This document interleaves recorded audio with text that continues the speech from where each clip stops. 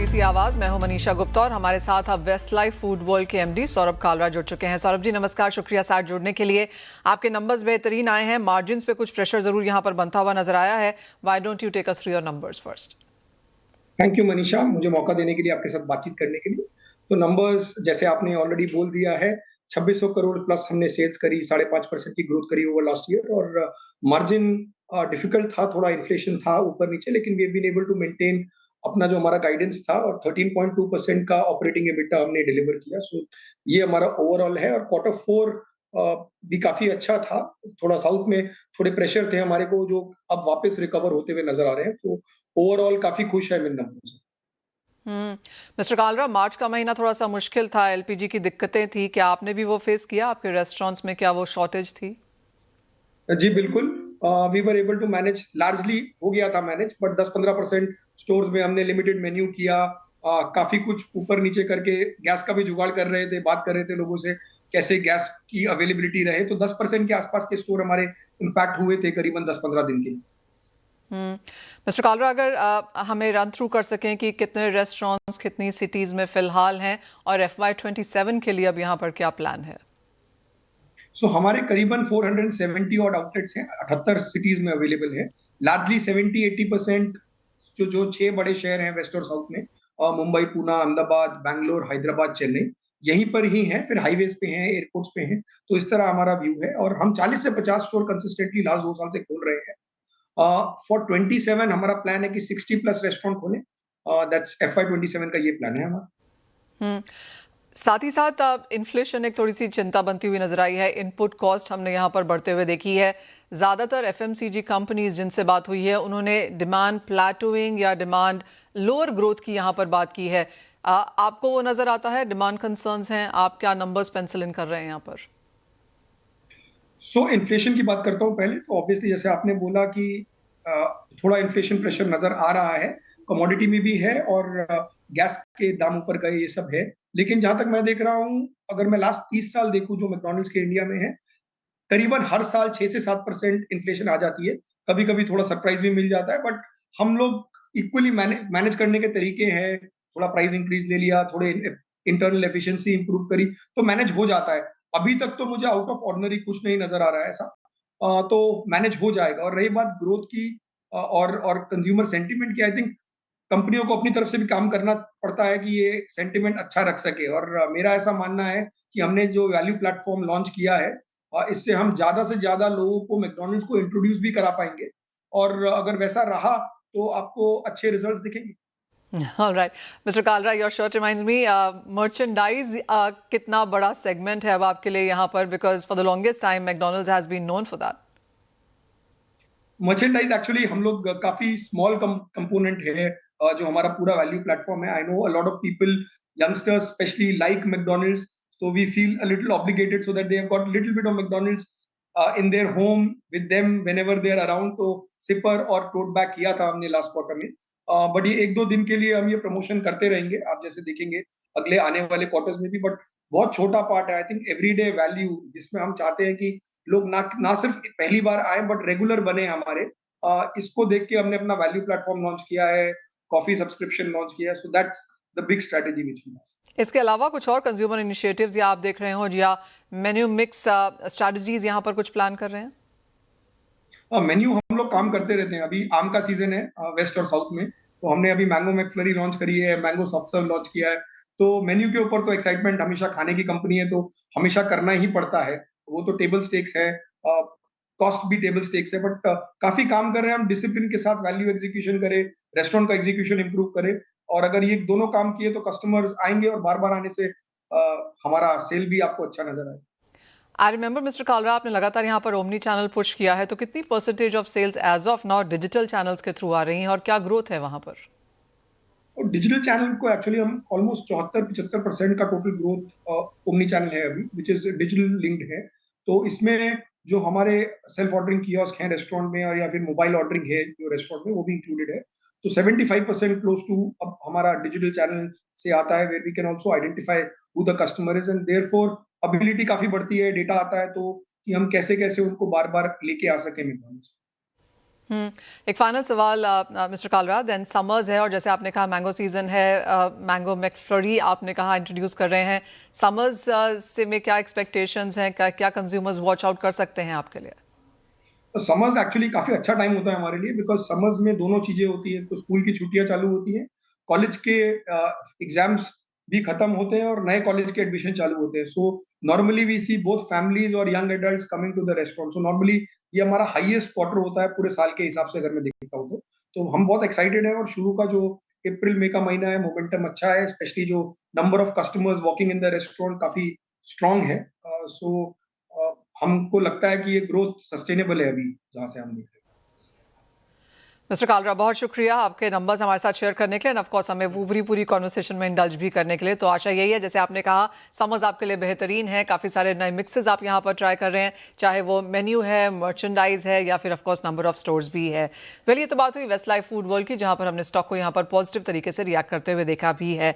लेकिन कच्चा तेल आपकी स्क्रीन पर लेके आएंगे, क्योंकि यहाँ पर बहुत ज़्यादा उठापटक है। इस हफ्ते में अब तक 8 से 9% की गिरावट हम क्रूड प्राइसेस में देख चुके हैं। आज करीबन 1% की तेजी के साथ कारोबार। हमारे साथ आईसीआईसीआई सिक्योरिटीज के एनर्जी एनालिस्ट प्रबल सेन है। प्रबल, नमस्कार, शुक्रिया साथ जुड़ने के लिए।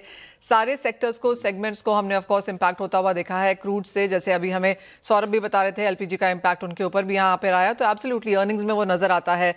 इस क्वार्टर की अगर अब यहाँ पर अब तक बात की जाए तो वॉलेटिलिटी काफ़ी ज़्यादा है, इम्प्लाइड वॉलेटिलिटी इवन हायर है। जो ये पीस टॉक्स हो रही हैं, जो एक्सियस की स्टोरी बेक है, जिसको हमने देखा यूएस ईरान ने किसी तरह से partially in bits and pieces allude करते हुए, लेकिन व्हाट आर यू रीडिंग?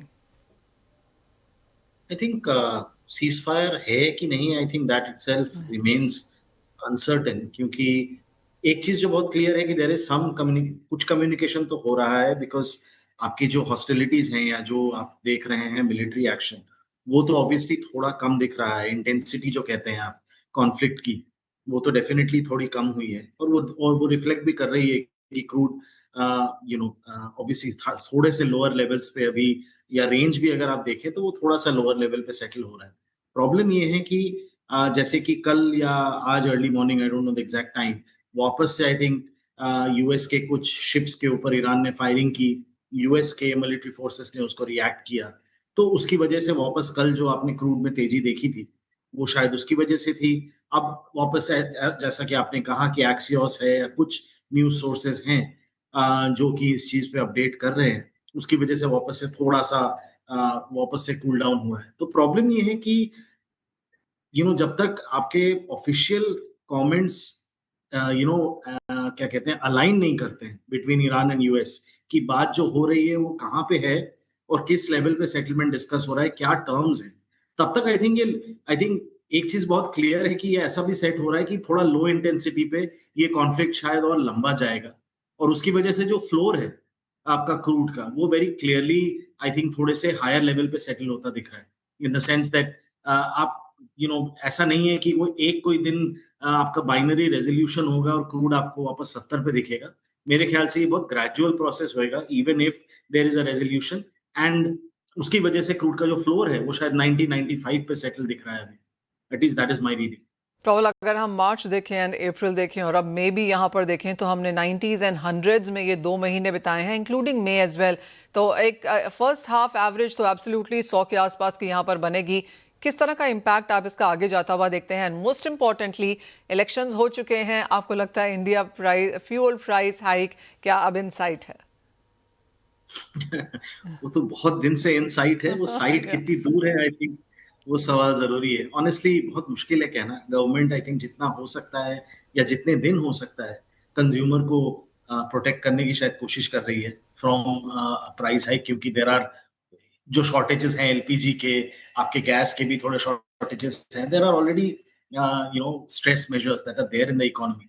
तो गवर्नमेंट शायद कोशिश करेगी ओएमसीज के साथ पार्टनरशिप में जितना हो सकता है लॉस एब्जॉर्ब करने का और प्राइस इंक्रीज को डेफर करने का। बट एक पॉइंट ऑफ टाइम पे अगर ये स्ट्रेंथ बनी रही क्रूड प्राइसेस में और मार्केटिंग मार्जिन्स में ये लॉस बढ़ता रहा, तो कभी ना कभी एक प्राइसिंग एक्शन तो शायद आएगा। बट ऑनेस्टली बहुत मुश्किल है बोलना कि वो किस लेवल पे या किस पॉइंट पे गवर्नमेंट वो कॉल लेगी या ओएमसीज वो कॉल लेंगे, फ्रैंकली।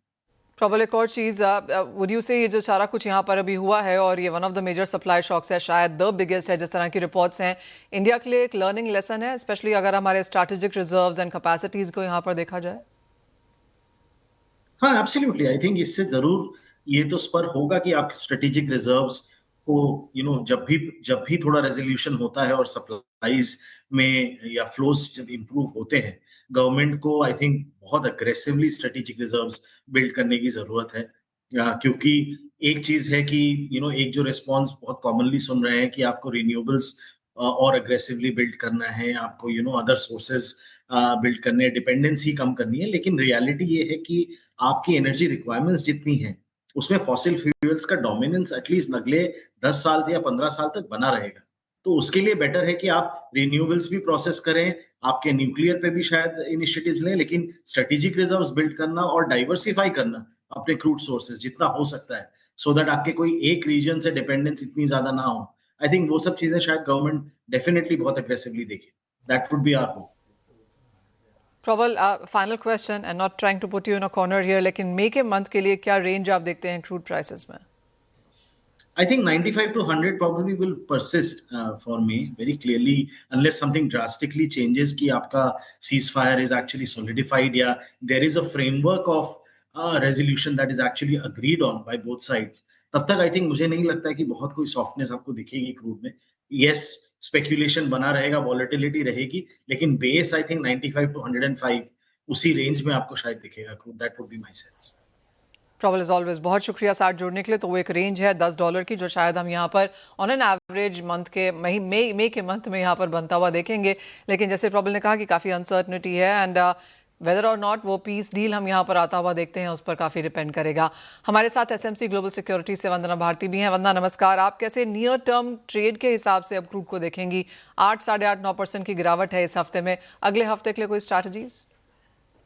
जी मनीषा, मुझे लग रहा है यहाँ पे कि डाउन साइड केप्ड होना चाहिए, क्योंकि अगर हम यहाँ पे इंडियन क्रूड बास्केट को यहाँ पे देखें तो $112 के करीब है।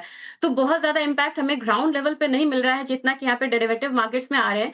तो मेरे ख्याल से $85 एक फ्लोर यहाँ पे बन सकता है, $85 to $87 यहाँ पे बन सकता है। और हायर साइड पे मैं यहाँ पे सेलिंग की एडवाइस करूंगी, बहुत अभी नहीं। मुझे लग रहा है कि 98-97 के करीब आता है तब यहाँ पे सेलिंग एडवाइस होगी। तो मेरे ख्याल से 9400 के करीब यहाँ पे हम सेलिंग कर सकते हैं। हमारा जो नियर टर्म मतलब डाउन साइड टारगेट होना चाहिए वो 8500 का होना चाहिए। स्टॉप लॉस लगाना होगा 9700 का। ये थोड़ा सा लॉन्ग टर्म मुझे लग रहा है। और मुझे लग रहा है कि अगर हम पीस डील की तरफ यहाँ पे हम जा रहे हैं, पॉजिटिवली जा रहे हैं, तो हायर लेवल से अब एक सेलिंग की यहाँ पे कॉल बनेगी। लेकिन अल्टीमेटली मुझे लग रहा है कि रिस्क फैक्टर अभी भी है, क्योंकि यहाँ पे अटैक्स हो रहे हैं। तो मेरे ख्याल से 8400 से 8200 पे एक डाउन साइड यहाँ पे रुकता हुआ भी नजर आएगा। यूएस का नॉन फार्म पेरोल डेटा है आज शाम को, कितनी इंपॉर्टेंस उसकी रहेगी गोल्ड सिल्वर में ट्रेड्स के लिए? नॉन फार्म पेरोल डेटा देखें तो काफी यहाँ पे चौंकाने वाला डेटा है। हम इतने हायर साइड इसको देखते थे, 900K प्लस यहाँ पे डेटा होता था। अब इस पर एक्सपेक्टेड है कि वो 65 की है। तो धीरे धीरे नॉन फार्म पेरोल पे बहुत कम लोग यहाँ पे आ रहे हैं। डेफिनेटली ये इकोनॉमी के लिए अच्छा संकेत नहीं है यूएस में। और मनीषा, मुझे लग रहा है यहाँ पे गोल्ड प्राइसेस जो अभी स्टेबल हो रहा है, फ्राइडे फैक्टर ना हो के, अनवाइंड ना हो के, मुझे लग रहा है कि प्राइसेस थोड़ा सा यहाँ पे हायर साइड जा सकता है, डॉलर पे इम्पैक्ट आएगा।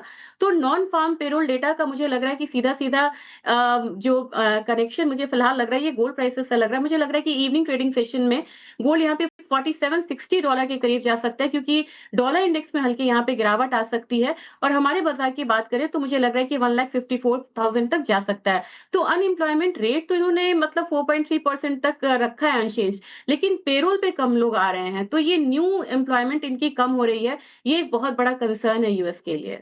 एब्सोल्युटली। चांदी के प्राइसेस आप कैसे देखेंगे यहाँ से, क्योंकि एक अच्छा खासा उछाल यहाँ पर बनता हुआ नजर आया है और बाजार को लगता है कि सोना तो बढ़ेगा लेकिन चांदी बिकॉज ऑफ इंडस्ट्रियल यूसेज बाकी मेटल्स के साथ काफी तेजी दिखा सकती है। $80 पर हम फिर से लौटे हैं, 2.5% की तेजी है आज के दिन। अगले हफ्ते नियर टर्म के लिहाज से क्या करने की राय है? जी मनीषा, ये चांदी की मूव ये दिखा रही है कि फंडामेंटल्स जो था वो सेम है, जैसे ही थोड़ा सा यहाँ पे माहौल बदला है तो इसने एक क्विक मूव दिया और इसके लिए जानी जाती है। तो हम लोग बात भी करते थे कि जब यहाँ पे डीएस्केलेशन की न्यूज आएगी तो सिल्वर यहाँ पे आउट परफॉर्म करती हुई नजर आएगी। 64:1 से यहाँ पे ये 58:1 तक आया है रेशियो। मुझे लग रहा है कि ये फर्दर इंप्रूव होगा 56:1 तक। तो यानी कि सिल्वर अभी भी गोल्ड को आउट परफॉर्म करती हुई नजर आएगी। नेक्स्ट वीक मुझे लग रहा है कि चांदी $85 तक जा सकती है, क्योंकि अभी भी हम लोगों ने $81 का एक मूव आता हुआ देखा है। अगर हमारे बाजार में बात की जाए कि चांदी कहाँ तक आ सकती है, तो मुझे लग रहा है कि बहुत ज्यादा हमें वो नहीं होना चाहिए कि 3 लाख आ सकती है या ऐसा कुछ, लेकिन 2,76,000 तक मुझे लग रहा है कि यहाँ तक चांदी आ सकती है। तो फिलहाल शॉर्ट टर्म में चांदी जो है वो गोल्ड को क्लियरली आउट परफॉर्म करती हुई नजर आएगी। एक फाइनल सवाल यहाँ पर बेस मेटल्स पे, जहाँ पर कुछ सपोर्ट बनता हुआ नजर आया है। ऑफ कोर्स डॉलर में जिस तरह की उठापटक है उसका सीधा रिएक्शन यहाँ पर मेटल्स में भी है, लेकिन एक स्ट्रक्चरल बुलिशनेस, फंडामेंटल बुलिशनेस यहाँ पर मेटल्स में भी है, काफी सारे मेटल्स में। यहाँ पर क्या करने की राय है? मुझे लग रहा है कि सारे मेटल्स ने लगभग, हम लेड को भी देखें तो काफी दिनों बाद इसने 200 वाली टेरिटरी जो है उसको पार करी है। तो मुझे लग रहा है कि अभी भी अगर आप कहेंगे कि सबसे ज्यादा मुझे बढ़िया कौन सा लग रहा है, मुझे लग रहा है कि निकल भी यहाँ पे स्ट्रॉन्ग कमोडिटी है, इंडोनेशिया फैक्टर भी है यहाँ पे, सल्फ्यूरिक एसिड का अभी भी वो चीज चल रही है, यहाँ पे मार्केट में डिसरप्शंस है। तो नियर टर्म में मुझे लग रहा है कि एक बार 1920 का लेवल्स यहाँ पे निकल में आ सकता है।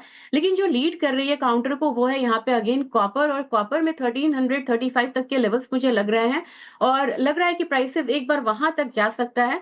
और जिंक मुझे इसलिए पसंद है क्योंकि एलएमई से लेके अगर आप देखें तो इसकी जो इन्वेंट्रीज है वो कम होती हुई नजर आ रही है, उसका भी एक इम्पैक्ट है जिंक प्राइसेस पे।